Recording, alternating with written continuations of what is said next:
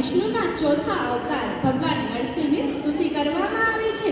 કૌથગમ એ ભરતનાટ્યમ નૃત્ય શૈલીની એક પ્રકાર છે, જેમાં કોઈ દેવી કે દેવતાના ગુણો અને શક્તિનું વર્ણન નૃત્ય અને સંગીત દ્વારા કરવામાં આવે છે. આમાં નરસિંહ ભગવાનના અડધા સિંહ અને અડધા માનવ સ્વરૂપનું વર્ણન છે.